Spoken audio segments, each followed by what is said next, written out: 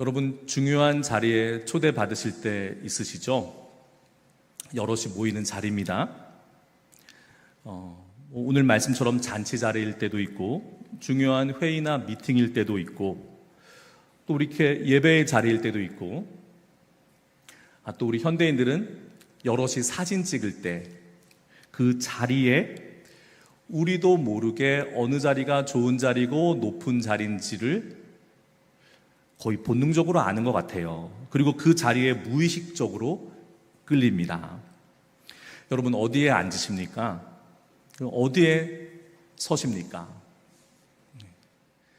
사진 찍을 때 보면은 그 센터라는 게 있나 봐요. 누가 그 센터에 서느냐가 그 모임에서 누가 제일 영향력이 있느냐 이렇게 보여준다고 그래요. 그리고 이 자리 싸움이 공식적으로 치열한 데가 있어요. 바로 외교 무대입니다. 얼마 전에 한미 정상회담이 있었는데 그 외교의 자리, 여러분, 외교는 의전으로 시작해서 의전으로 끝난다고 해요. 그 물밑에서 다 준비해서 누가 어디에 서고 어떻게 악수하고 자리 배치는 어떻고 국기는 어떻고 이 모든 일들이 사실 본론보다 더 중요한 일이라고 해요. 오늘 주님께서 주시는 말씀도 이 자리에 관한 이야기입니다. 예수님 당시 유대 문화에도 이 잔치에 초대받아 가서 앉는 자리가 그 사람의 신분과 명예를 상징했어요. 그래서 오늘 본문 말씀 7절에 보면 예수님께서 잔치에 초대받은 자들이 상석을 택하는 모습을 보셨다, 이렇게 기록되어 있습니다. 7절 말씀에 청함을 받은 사람들이 높은 자리를 택함을 보시고 그들에게 비유로 말씀하여 이르시되, 우리들 모습이에요. 어디 가서 저 자리에 앉아야겠다. 그리고 그 짧은 순간 참 왜 그럴까요? 우리는 우리의 서열과 지위에 대해서 타고난 감각들이 있나 봐요. 저 사람이 저 자리, 저 사람이 저 자리, 나는 이 자리에 앉으면 이게 안심이다, 안정된다, 이런 게 있어요. 그런데 예수님은 이 장면을 보시고 우리에게 겸손의 교훈을 담아 두 가지 비유를 드십니다. 오늘 우리는 이 말씀을 통해서 주님께서 우리에게 주시는 세 가지 가르침을 새기려고 해요. 첫 번째 가르침은 끝자리를 선택하는 겸손한 삶이에요. 예수님은 혼인잔치에 초대받았을 때 높은 자리에 앉지 말라 하십니다. 말석에 앉으라는 거예요. 끝자리에 앉으라는 겁니다. 우리 주님 잔치 참 좋아하십니다. 비유를 들어서 가르치실 때도 잔치, 천국에 대해서 가르치실 때도 잔치. 왜 그럴까요? 하나님 나라는 잔치이기 때문에 그렇습니다. 천국은 마치 그 아들의 혼인잔치를 여는 아버지, 주인과 같으니라. 우리 하나님이 바로 그 잔치를 여시는 분이세요. 오늘 말씀 속에서 왜 높은 자리에 앉지 말고 낮은 자리에 말석에 앉으라 하시느냐? 왜일까요? 예수님은 그 이유도 바로 말씀하세요. 왜냐하면 자기가 자리를 앉았는데 자기보다 더 높은 사람이 온다 이겁니다. 그러면 그 자리에 어떻게 해야 되는 겁니까? 내줘야죠. 빼앗긴다 이겁니다. 밀려나요. 그런데 그때 만약 자리가 자신의 서열과 지위가 중요한 사람에게는 그 일이 얼마나 수치스러운 일이겠습니까? 아니, 나는 그런 거 안 따져, 나는 그런 거 중요하게 여기지 않아 라고 하시는 분도 기껏 좌정했는데 주인이 일어나서 좀 옮기시죠 그러면 결코 유쾌할 수는 없어요. 또 주님께서는 그러니 그런 당황스러운 그런 상황을 맞기 전에 차라리 처음부터 끝자리에 말석에 앉아라 이렇게 말씀하시는 겁니다. 내가 만약에 낮은 자리에 앉아 있는데, 끝에 앉아 있는데 그 모습을 주인이 보고 보시오. 왜 거기에 앉아 있습니까? 이리 올라와 앉으세요. 라고 이렇게 권함을 받으면 영광을 입게 된다 이겁니다. 11절 말씀에 무릇 자기를 높이는 자는 낮아지고 자기를 낮추는 자는 높아지리라 말씀하세요. 그런데 여러분, 이 말씀이 단순히 우리의 겸양지덕을 이름이 아니란 것 잘 알고 계시죠? 또 이것이 자신의 평판 관리를 위한 처세술도 아니라는 것을 잘 알고 있습니다. 그러면 주님께서는 이 낮추면 높아지고 높아지면 낮아진다는 이 역설의 말을 왜 우리에게 가르치시는 것일까요? 그것은 바로 이것이 역설적인 하나님 나라의 원리이기 때문에 그렇습니다. 세상은 높아져야 성공이라 말합니다. 보다 높은 지위, 보다 높은 평판, 사람들의 인정, 그것을 획득하기 위하여 우리는 높아지려고 합니다. 그러나 예수님은 낮아져라, 낮아져야 높아진다 말씀하십니다. 예수님 당신이 바로 이러한 말씀의 본이 되셨어요. 예수님은 하나님의 아들이십니다. 그러나 사람이 되셔서 마국간에 말구유에 태어나셨어요.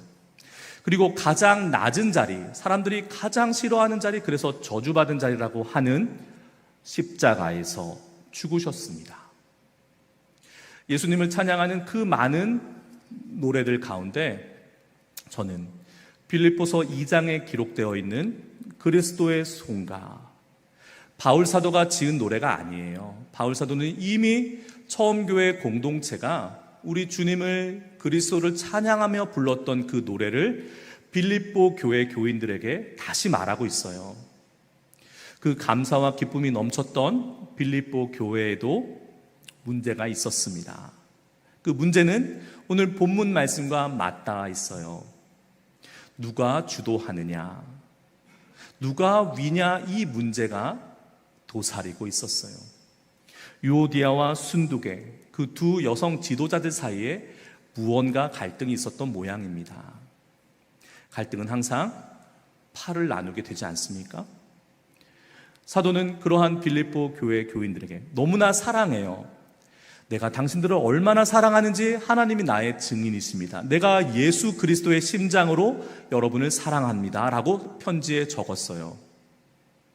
그러나 그 안타까운 상황에 처한 빌립보 교회 교인들에게 사도는 너희는 이 마음을 품으라, 곧 그리스도 예수의 마음이니 그는 근본 하나님과 본체시나 오히려 동등함을 취할 것으로 여기지 아니하시고 자기를 비워 종의 형체를 가지사 사람들과 같이 되셨고 사람의 모양으로 나타나사 자기를 낮추시고 십자가에 죽기까지 복종하셨으니, 이렇게 주님을 찬양합니다.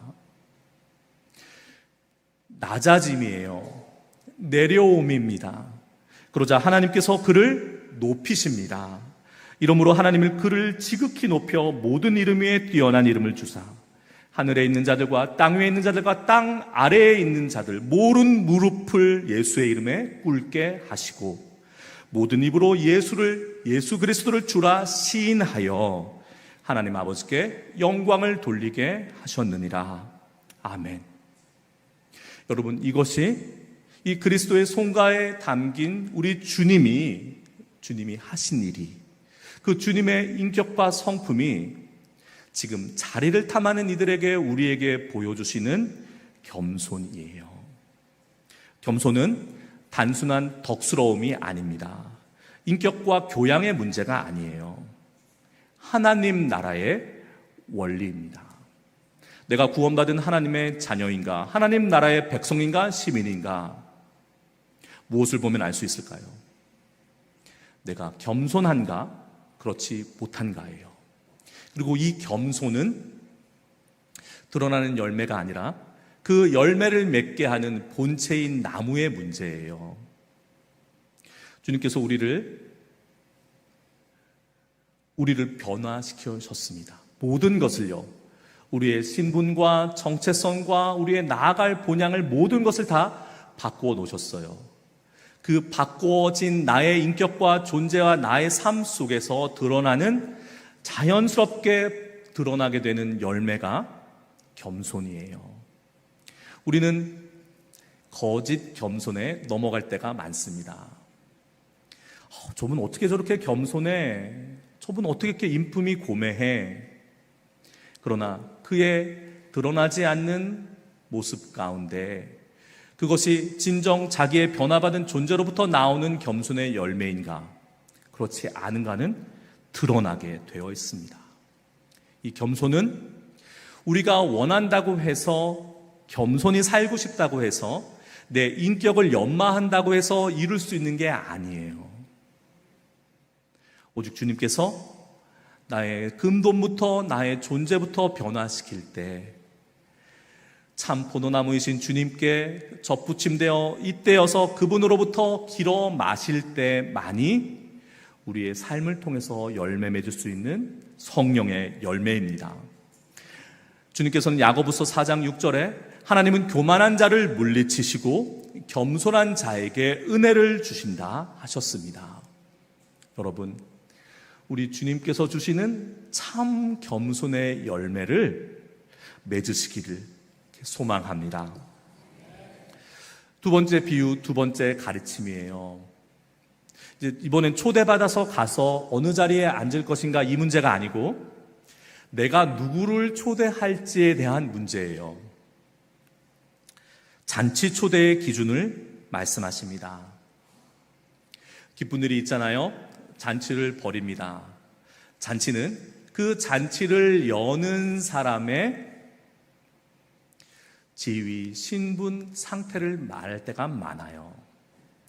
그래서 손님을 초대할 때, 게스트를 맞을 때 신중하게 고르지 않습니까? 저 게스트가 여기에 참석해주면 내 잔치가 빛이 나고 내가 빛이 날 것이다. 우리 바라고 기대하지 않습니까? 국가조찬기도회라는 모임이 있어요. 그곳에는 대통령이 참석하느냐 참석하지 않느냐가 그 모임의 성패를 좌우한다고 해요. 기도회인데요. 하나님께 우리 나라를 위해서 모여드리는 기도회인데 그 자리에 대통령이 참석하느냐 안 하느냐가 기도회의 성공 실패를 좌지우지한다니 잘 모르겠어요, 저는. 그런데 잔치를 초대할 때 여러분 너무 심각해지지 마세요. 우리 작게 생각합시다. 가까운 사람을 부를 때 부를만 하니까 부르는 거죠. 형제나 친척이나 벗이나 우리 부릅니다. 부르는데 예수님께서는 부한 사람을 부르지 말라 이겁니다. 부한 이웃을 청하지 말라. 잔치를 베풀려거든 오히려 가난한 자들과 몸 불편한 자들과 저는 자들과 맹인들을 초대하라 하시는 겁니다. 도움이 안 되잖아요. 나의 잔치에, 나의 체면의 위상에 도움이 안 되잖아요. 왜 그렇게 하시라고 하실까? 이 초대의 기준 또한 주님께서 바로 말씀해 주세요. 네가 그를 초대했으면 그도 너를 초대할 텐데 다시 초대받아 가서 보답을 제공해야 되지 않겠느냐. 무슨 말입니까? 세상 원리가 그렇습니다. 좋은 말로 서로 돕는 것이 아니라 서로 받고 갚습니다. 뭔가 철저한, 드러나지 않지만 내면에서는 무언가 계산이 작동하고 있어요.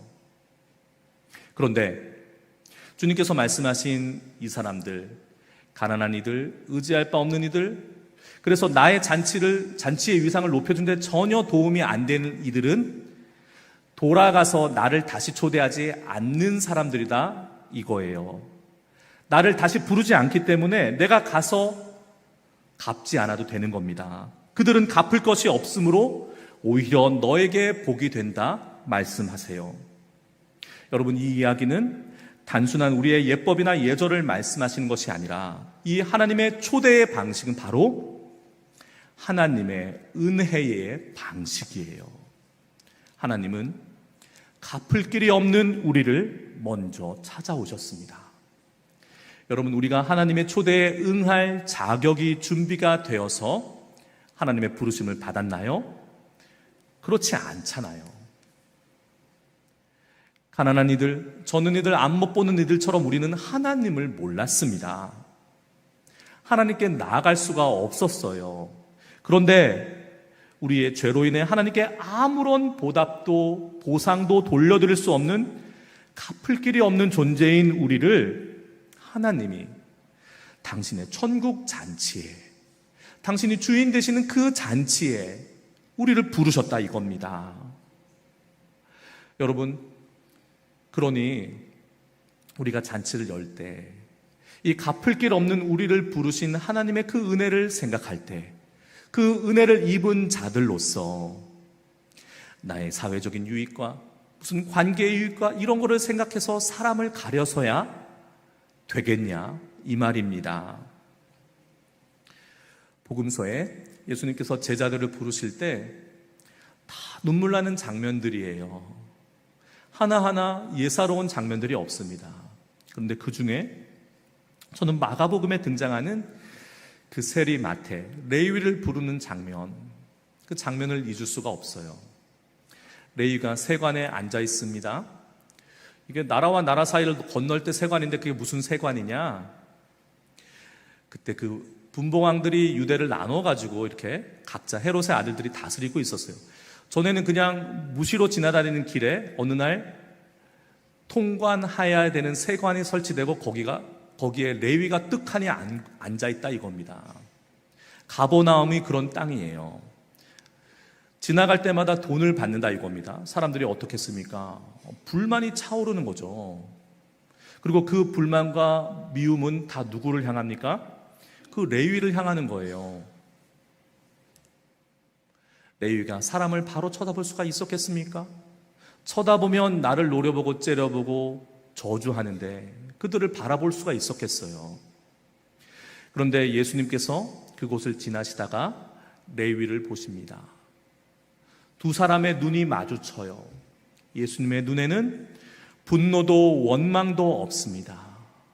그냥 레위를 바라볼 뿐이에요. 그리고 부르십니다. 레위야, 나와 함께 가자. 나를 따르라 말씀하세요. 레위는 그 즉시 떨쳐 일어나 그 저주받은 자리를 떨쳐 일어나 주님을 따라갑니다. 예수님께서 그 집에 들어가세요. 잔치를 여십니다. 함께 먹고 마시세요. 그런데 또 이내 수군거리는 거예요. 저 봐라, 저 봐라. 저자가, 안 그래도 이상한 줄 알았는데 저자가 죄인과 세리와 함께 한 상에서 먹는다. 예수님 말씀하십니다. 나는 의인을 부르러 온 것이 아니요 죄인을 부르러 왔노라. 아멘. 여러분, 우리가 레위보다 더하면 더했지 나을 것 없는 사람들이었어요. 여러분, 혹시 지금 이 자리에 계신 분들 가운데 나는 초대받을만 해서 초대받았다, 나는 그래서 초청장 당당히 들고 이 자리에 나와 있다, 앉아 있다 생각하시는 분 없을 줄 믿습니다. 있으면 안 돼요, 여러분. 왜 그러냐? 하나님 나라의 그 역설적인 원리, 그 하나님의 은혜의 방식도 전혀 모른다는 뜻이에요. 아니 계실 줄 믿습니다. 그리고 이제 세 번째 가르침이에요. 낮은 자리를 택한 사람들이 누리는 복입니다. 14절 말씀에 예수님께서는 네가 지금 받지 못한 이 땅에서의 보상, 그거 의인들이 부활할 때 내가 갚음을 받겠노라 말씀하세요. 여러분, 이것이 무엇일까요? 이 땅에서 우리가 받지 못한 그 상급은 하나님께서 기억하시고 영원한 생명의 상급으로 주신다는 말씀이에요. 약속이에요. 우리는 이 약속을 받은 사람들이고 이 약속을 붙들고 사는 사람들입니다. 하나 더 예를 들어볼까요? 성경 속에서 예를 들었으니 이 땅의 상급과 하늘의 상급에 대한 예를 한번 성경 속에서 찾아보면 마태복음 6장에 예수님께서 너희는 이렇게 기도하라라고 기도에 대해서 가르치실 때 5절에 너희는 기도할 때 외식하는 자와 같이 하지 말라 이렇게 우리에게 말씀하세요. 그들은 사람에게 보이려고 회당과 큰 거리 어귀에 서서 기도하기를 좋아하느니라. 그런데 내가 진실로 너희에게 이르노니 그들은 자기 상을 이미 받았느니라 말씀하세요. 상 받았다는 겁니다. 남들 앞에서 남들에게 보여주고 인정받기를 원했던 사람들은 그렇게 원하는 대로 인정받았으니 땅에서의 자기 상급을 다 받았다는 거예요. 하늘 상급은요? 없는 겁니다. 그토록 이 땅에서 그렇게 상 받기를 원했으니 받았지 않느냐. 너희는 어떻게 하라는 겁니까? 우리는 어떻게 하라는 겁니까? 골방으로 들어가라. 그 누구도 알아주지 않더라도 보지 않더라도 인정하지 않더라도 은밀한 중에 계시는 너희의 하늘 아버지는 다 보시고 다 들으신다. 그곳에 하늘 상급이 있다 가르치시는 것입니다. 여러분, 세상 사람들은요, 눈에 보이는 자리, 그래서 어디 가서 내가 어디에 앉아야 할까? 이거 놀랍습니다. 잘 찾아 앉습니다.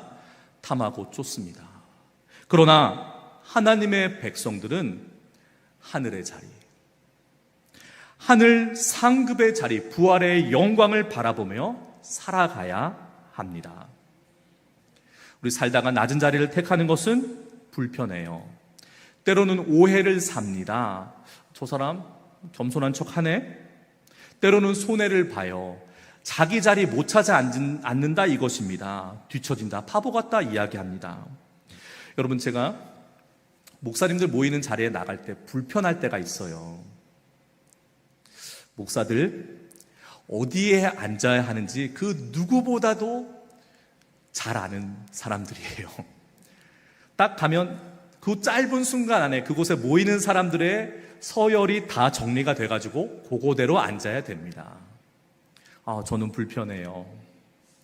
그래서 그 불편한 이유는 주님께서 말석에 앉아라, 끝자리에 앉아라 하셨잖아요.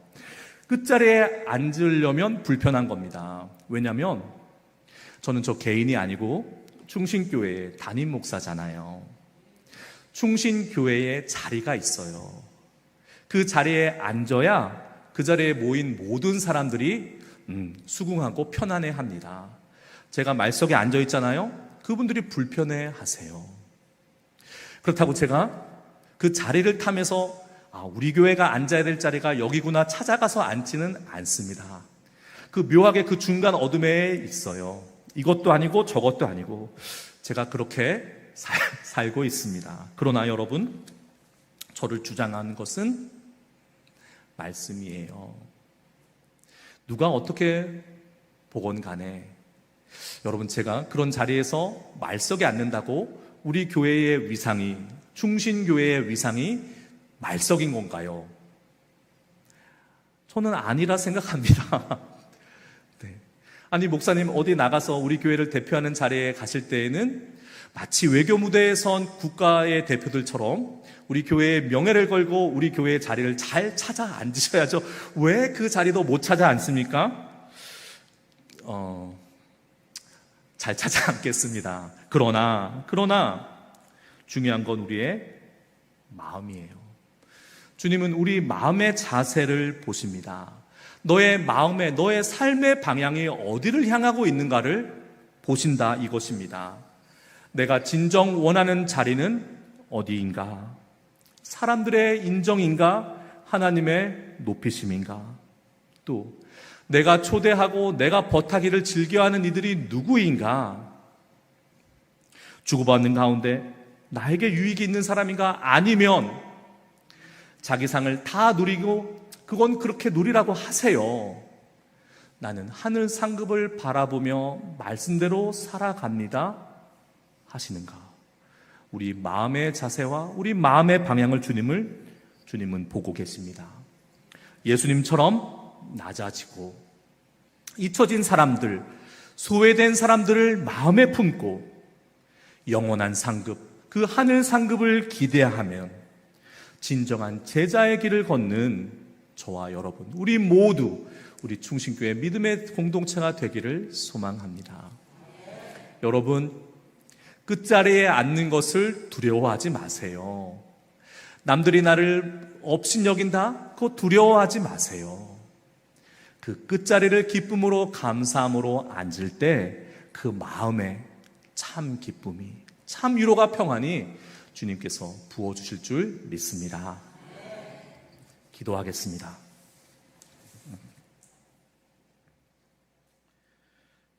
주님, 겸손한 마음을 주시옵소서. 주님처럼 스스로 낮추고 섬기는 삶을 살게 하여 주옵소서. 주님, 조건 없이 사랑을 실천하게 하옵소서. 보답을 바라는 계산이 아니라 값없이 은혜 받은 자로 섬기며 살아가게 하옵소서. 주님, 하나님 나라의 상급을 바라보게 하옵소서. 세상의 인정이 아닌 주님의 칭찬을 소망하게 하옵소서. 예수 그리스도의 이름으로 기도합니다. 아멘.